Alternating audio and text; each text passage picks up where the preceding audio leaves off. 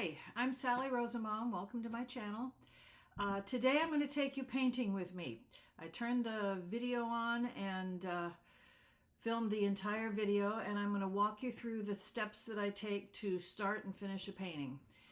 I have fast forwarded it in many places. However, there are spots where I'm trying to get something across and I'm talking. So if you find it redundant or you find it boring, just take your cursor and move it along and you can go a little faster. Okay? Let's get started.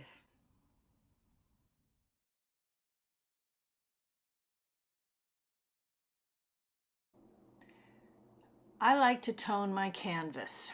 I use lots of different colors. This is burnt sienna, and it's a standard that a lot of artists use. It's one of the colors that have been around for hundreds of years. Color is an evolving thing, and burnt sienna has to do with some of the very basics. The reason I'm blotting that is because I dip my extremely large brush into the Gamsol, which is odorless mineral spirits, and it was just a little soft, just a little too wet. So that won't have any difference. Normally I don't usually do that. I just don't get it as wet as that. So this is the photograph I'm going to paint from, and I'm going to pick and choose what I'm going to use from the photograph. I'm not going to paint the whole scene. I'm going to paint the tree and the teapot and the little mug, the little cup of tea there. This was from a few summers back. This was when I lived out in the country in Napa on Orchard Avenue. It was really lovely, lovely, lovely. Huge, huge yard, but a very small house. And raising two sons, they grow and they turn into men. So I decided that I needed a bigger house and smaller yard. And I left behind the beautiful garden. But that's okay. It's still there. What I'm doing now is I'm sketching in the forms, and I'm also paying attention to the light and the dark. One of the things you want to do in the beginning there, I'm kind of getting my anchor for where the chair falls. One of the things you want to do in the very beginning of a painting is you want to you want to collect the lights and you want to collect the darks, and they make sense. They have a pattern that floats across the surface of the canvas or the photograph, so you want to do that. And I'm just doing a rough, I'll refine it as I go, but I like to do that before I start painting because I need to know where all my shapes are going to be. I am using alizarin crimson. I like the alizarin crimson very, very much. It falls on the color wheel at the cool end of all the reds, closer to purple. And it is also a color I like to use in the outline of figures. There's just something really nice. Another person that used to do that was from the Impressionist period. I'll write his name down below. I can't think of it right now. And it sort of goes away, but it doesn't. It kind of provides a unity to the whole painting. And I'm still trying to get the shapes. That hat is sitting on the chair, and yeah. So a good idea. Your drawing skills improve as you paint. Drawing is not necessarily related to painting, but it helps to be able to draw. I don't do this. I wish I did. You should be, sketching in your sketchbook and drawing every single day. I've got my sketchbook and I've got my chalk and my graphite, etc., all underneath the table, the coffee table in front of the couch, ready to go. But a lot of times I don't do it, and I wish I did. So I'm just getting the basics. Let me get the shadow here. The shadow and the light I feel, really make the composition. So sometimes it's not even the objects that you're using, but it's the way the light hits it. Now, I opted to include that tree back there because the horizon line and the tree fall at the golden, not necessarily the horizon line, but the tree falls where the golden mean would be on the canvas. And I will teach you about that as we go on. It's something I like to keep in mind all the time. Right now I'm checking to see if one of those little sodium silicate bags is stuck, because this is a really baggy canvas. One thing you can do with a baggy canvas is spray it with water, warm water on the back, and it will get taut as it dries. So that's what I'll be doing with this one. Right now I'm sort of putting in the some of the background, which is going to be in the green family. I like to mix it with some burnt sienna or some red, because very rarely do you find actually real, I mean, you just don't find real green out there. I don't know why that the thing did that. But anyway, so now I'm putting in some green, just to kind of establish where the lighter areas are going to go. And clearly that's going to need to pop a little bit more, but it's good to put it in so you kind of establish your palette, because you don't really know what your palette is until you start working it. I know what colors I laid down, but I don't know what colors I'm going to choose as I reach for them. That particular color was a mixture of Viridian, which is an exquisite color, Viridian and gold, yellow, what's the name of that color?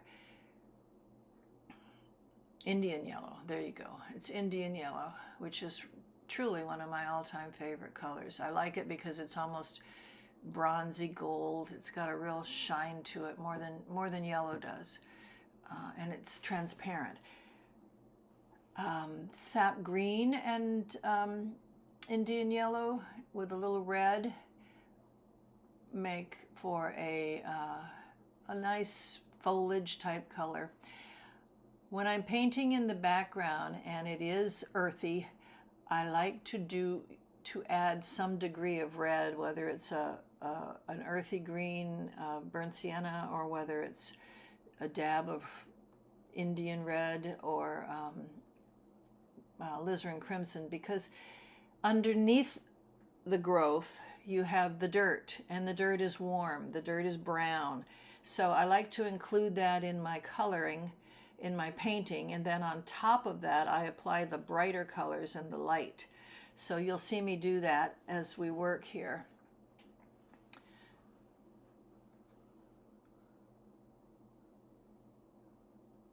I was mixing something or scraping my palette. You have to scrape your palette fairly often, because I do anyway, because I make a mess. So here we go. We're getting in the background. We're working now towards the ultimate goal. In the beginning is just to cover the canvas. A lot of art is about covering the canvas and then going back and correcting any mistakes that you made. And there will be lots of mistakes in terms of value and in terms of color. And you might want to, and then you start thinking about soft edges, and you start thinking about the composition, and all that happens as you go. I'm trying to kind of like edge I'm putting in a little purple there to kind of establish the shadow of the cup. The light is coming from the right side, so you're going to see the right side of the cup, the outside of the cup will be lit, and the inside left side will be lit.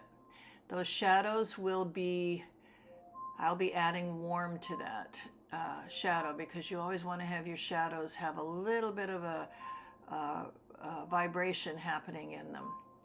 Okay, now I'm going to start working on the back of the chair. And don't forget, if this is boring, which I'm sure it is for a lot of people, but if you really want to learn how to paint, you got to I just figured that it's nice to be able to watch somebody paint and to hear. It's also very difficult to talk about your painting while you're doing it because you're accessing a different section of the brain. They say it's not the vocal part, so it's really hard to talk as you go, unless you're one of those TV stars. Anyway, I'm trying to set the tone for all of the shapes are in sort of in shadow, and the light is coming from the back, so they're backlit, like I said. And I am now trying to get the get the shapes in, which you will watch me do here.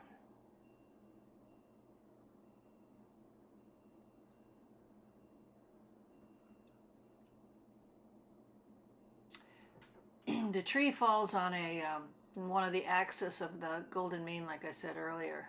So that's one of the reasons why I'm leaving it in there. That's the wonderful thing about art, painting, any kind of art, is that you get to reproduce exactly what you see, or you get to edit. You get to take things out or put things in according to where your eye thinks they should belong. So I'm adding some green on top of the red. It makes a darker. Anytime you mix two colors together, you end up going darker and duller and duller. You diminish the. You tend to diminish. I'm sure there are exceptions, but you tend to diminish the brightness of the color. And I'm putting. I think I've already said this. I'm putting the cooler side, the cooler area in the shadow, and I'm trying to warm up the side that's receiving the sunshine.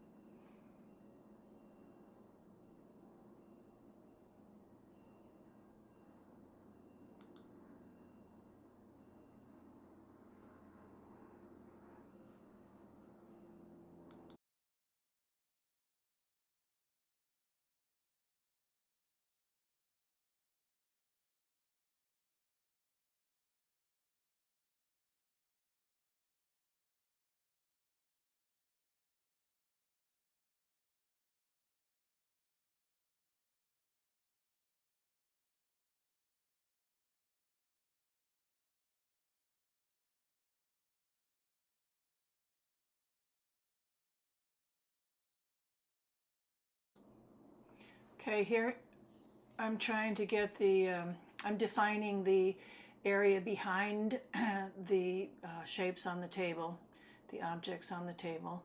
And this is an important concept because you've got the sunshine coming down and you've got the blue of the sky. So the white surface is going to have some kind of reflected light from the blue sky, and it's also going to have the warmth of the sun, which would put it in yellow. So I'm going to just think right now about, from the you probably can't see it on the photograph because you're not that close, but the area that's lit in the back is a little bluer, and the area that's lit in the foreground is a little bit yellower. And then you have to also think about how's it playing with the rest of the colors that are surrounding it. So that's what I'm doing right now.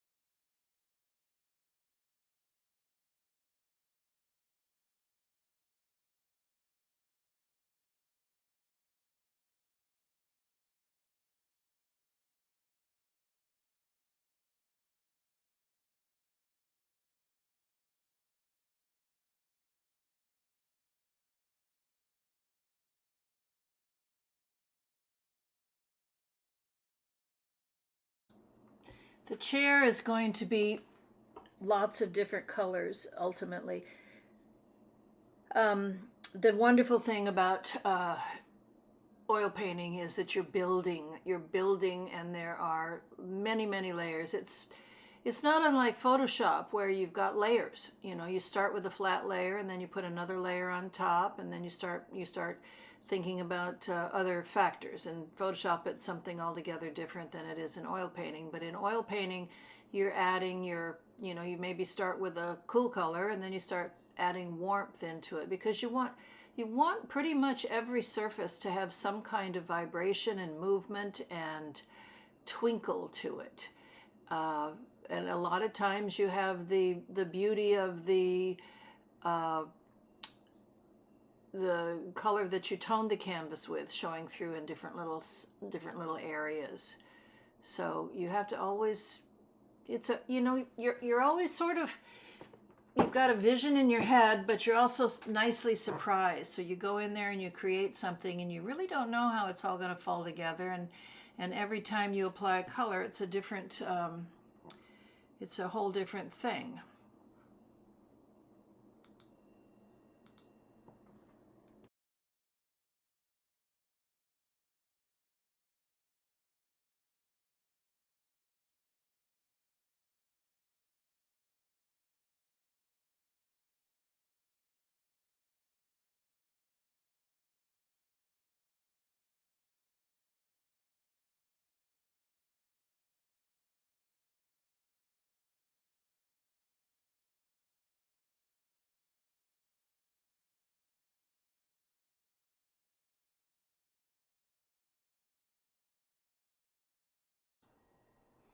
As we go, we're always, since there's no real line underneath that I'm not, it's not a coloring book where I'm filling in the lines and drawing it. I'm you see me going over things at different times, but I'm refining the shape.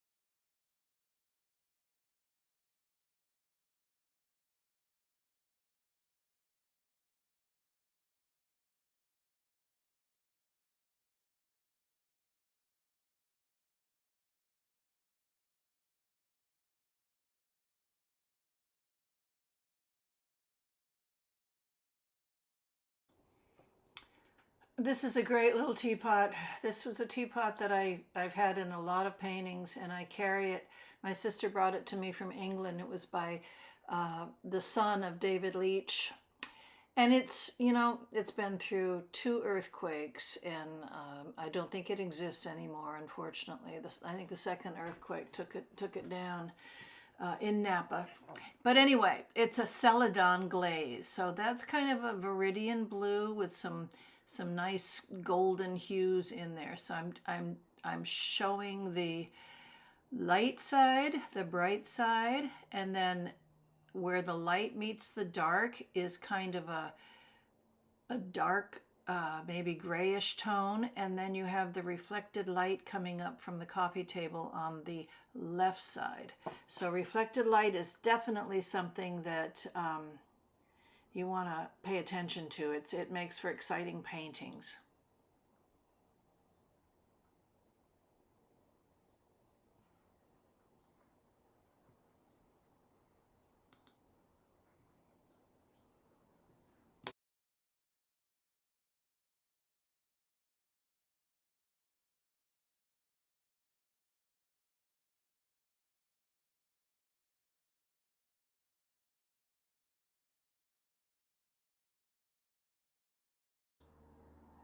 And what I'm doing there is I'm not really touching the canvas in all those places. I'm just refining the shape so that I'm sure that, you know, when you start, you're always comparing when you're painting. You're always looking at the space in between the chair and the teapot, the space around at the base of the teapot. So you're always just looking at it. That's why it's so hard to have a conversation with somebody while you're painting. I'm just watching the video and talking about it. I listen to music. You can listen to things, but you can't speak back too much. A little bit, but not too much.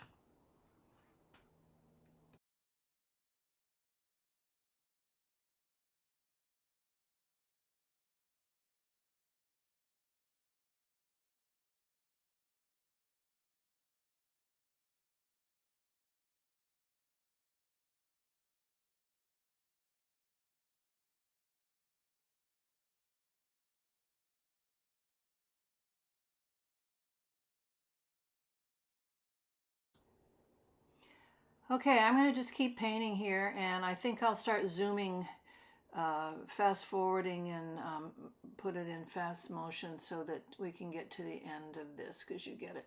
Here we're getting some reflected light, and remember you've got your reflected light coming down from the sky, so it's usually going to be blue, but you know, hitting the top of the chair.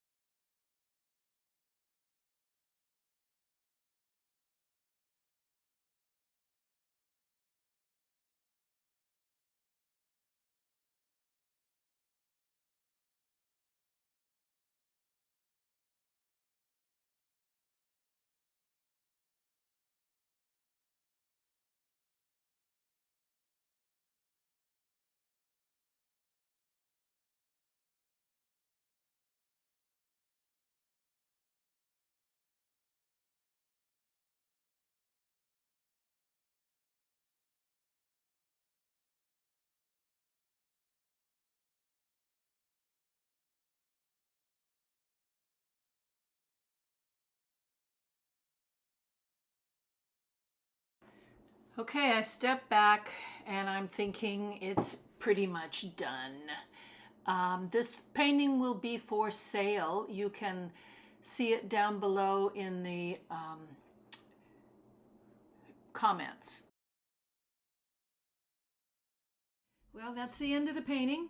I'm going to do some more. I do it every day, so I'll film every day, and you can watch if you want to, or you can skip around, or you can not watch at all.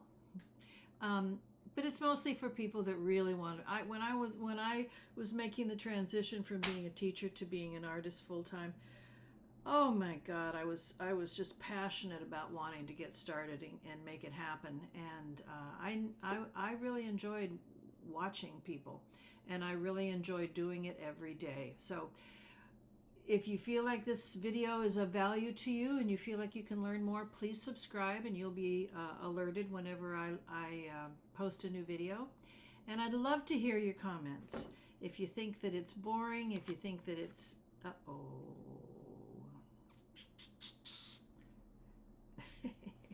if you think it's boring, let me know. If you think that I need to change up anything, I'd love to hear your comments. And if you like it, put a thumbs up. This is Ricky. This is Elliot. He's old. Hey, Ellie. Hey, Ellie. They're friends. They're friends as long as he's in the cage and he's not. So I'll say goodbye for now. Oh, I wanted to tell you, I put a link to the painting. It's going to be for sale for about a week. And it links to, the link will take you to my website where you can purchase it. I will slip it in a box and ship it out to you right away.